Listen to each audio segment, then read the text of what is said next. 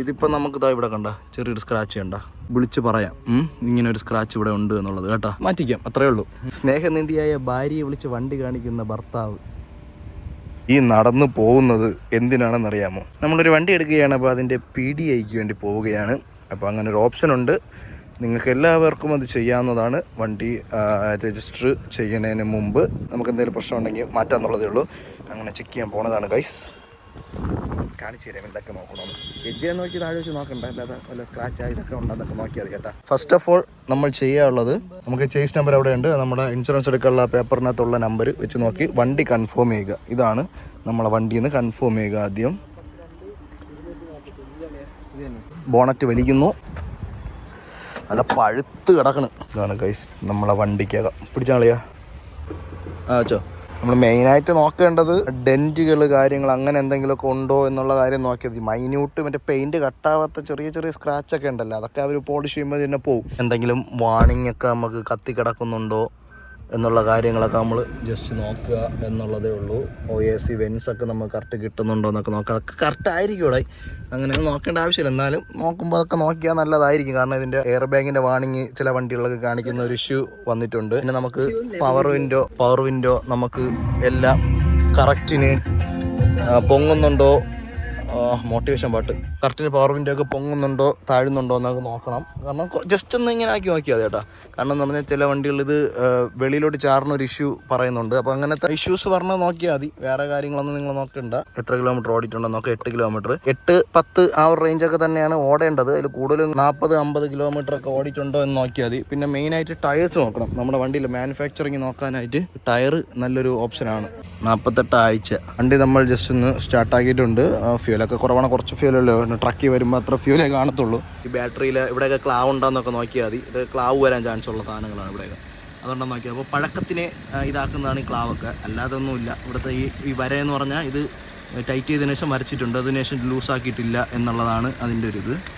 ഇതൊക്കെ നോക്കിയാൽ മതി, ക്ലാവ് ഉണ്ടോ എന്നൊക്കെ നോക്കിയാൽ മതി. പിന്നെ നമ്മൾ എപ്പോഴും ഇതിൻ്റെ ആ ഒരു ചേസ് നമ്പറിൻ്റെത് ഇത് ഫോട്ടോ എടുത്ത് വെച്ചേക്കുക. ഇവിടെ സാധനമുണ്ട്, ഇവിടെ ഉണ്ട്, ഫോട്ടോ എടുത്ത് വെച്ചേക്കുക. കാരണം നിങ്ങൾക്ക് എടുക്കാൻ നേരത്തെ അത് ഉപയോഗപ്പെടും. ഇത് തന്നെയാണോ വണ്ടി, കാണിച്ച വണ്ടിയാണോ തന്നതെന്നൊക്കെ നമുക്ക് ഉപയോഗം വരും. നോക്കുമ്പോൾ ഇവിടെ ഈ സാധനമുണ്ട് കേട്ടോ, ഇതുകൂടെ ഫോട്ടോ എടുത്ത് വെച്ചേക്കണം. ഇതെന്ന് പറഞ്ഞാൽ ഇറങ്ങുന്ന സമയത്ത് അവന്മാർ ചെക്ക് ചെയ്തിട്ട് ഒട്ടിക്കുന്ന സാധനമാണ് കേട്ടോ. പിന്നെ ഇവിടെ ആൻറ്റിനെയൊക്കെ വെക്കാണ്ട്, അതൊക്കെ ഇനി പിന്നെ വെക്കുള്ളൂ. ടയറിൻ്റെത് നോക്കിയാൽ മതി. ഏത് മാനുഫാക്ചറിങ് മന്ത് നോക്കിയത് ഡിസംബർ മാസത്തെയാണ് മാനുഫാക്ചറിങ് പറഞ്ഞത്.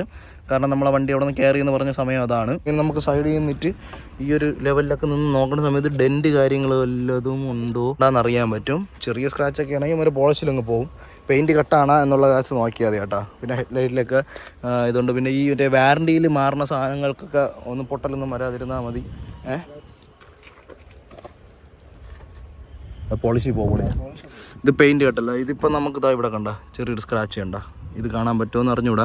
ഇതൊക്കെ എന്ന് പറഞ്ഞാൽ പോളിഷി പോണ സാധനമാണ്. വിളിച്ച് പറയാം ഇങ്ങനെ ഒരു സ്ക്രാച്ച് ഇവിടെ ഉണ്ട് എന്നുള്ളത് കേട്ടോ.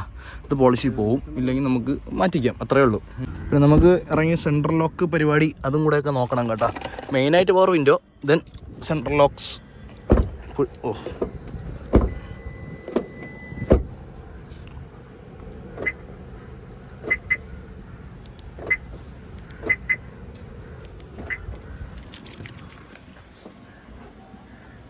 ഇപ്പുറത്തെ സ്വിച്ച് ഉണ്ട് കേട്ടോ. ലോക്കാണെങ്കിൽ ഇപ്പുറത്തെ സ്വിച്ച് താക്കുക.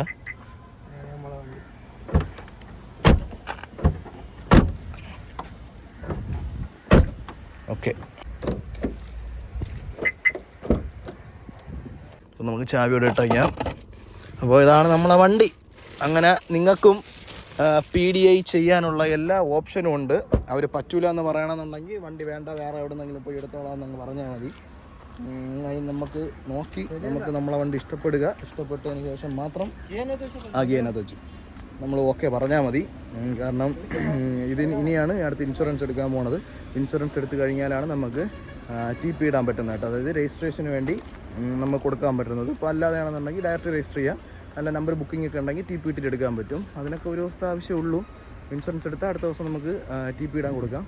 ഇൻ കേസ് ഇൻഷുറൻസ് എടുത്ത് ഇപ്പോൾ നമുക്കിപ്പോൾ വണ്ടി ഇത് പറ്റൂല മാറ്റണം എന്ന് പറഞ്ഞപ്പോൾ ഇൻഷുറൻസ് എടുത്ത് പോയി സാറെന്ന് പറഞ്ഞാൽ ഇൻഷുറൻസ് നമുക്ക് ഇത് ക്യാൻസൽ ചെയ്യാനുള്ള ഓപ്ഷനൊക്കെ ഉണ്ട്. അങ്ങനത്തെ പരിപാടിയൊക്കെ എത്തുന്നതിന് മുമ്പേ തന്നെ നിങ്ങൾ വണ്ടി വന്ന് PDI ചെയ്ത് നോക്കണം. കാരണം വേറെ ഒന്നുമില്ല, പുതിയ വണ്ടിയല്ല. എന്നാലും ചില വിഷയങ്ങളൊക്കെ നടക്കണുണ്ട്. അപ്പോൾ നമ്മൾ ആ മണ്ടയിലിട്ട് റിജക്റ്റ് ചെയ്യാൻ ചാൻസ് കൂടുതലാണ്. അതുകൊണ്ട് അതൊക്കെ നോക്കുക. വണ്ടി വേറെ പ്രശ്നമൊന്നുമില്ല നോക്കുക. മാനുഫാക്ചറിങ് നമ്മളടുത്ത് പറഞ്ഞത് മാനുഫാക്ചറിങ് തന്നെയാണോ നോക്കുക. കാരണം ഈ ഒരു ഇയർ സ്റ്റാർട്ടിങ് സമയത്തൊക്കെ അങ്ങനത്തെ ഇഷ്യൂസൊക്കെ വരാൻ ചാൻസ് ഉണ്ട്. മാക്സിമം ഒരു മാസം പോയാൽ ഒരു മാസമൊക്കെ യാടി വന്ന സാധനങ്ങളാണെങ്കിൽ വീണ്ടും കുഴപ്പമില്ല. മനസ്സിലായില്ലേ? ഈ ഒരു 2 മാസം 3 മാസമൊക്കെ കിടന്നേക്കാണെങ്കിൽ അതെങ്കിലും പി ഡി ഒക്കെ ചെയ്തിട്ട് എടുക്കാതെ. കാരണം ഇത്രയും മൂവ്മെൻ്റ് ഉള്ള വണ്ടികളൊക്കെ ആകുമ്പം അങ്ങനെയാണ്. സോ അതൊക്കെ നോക്കിക്കോണം.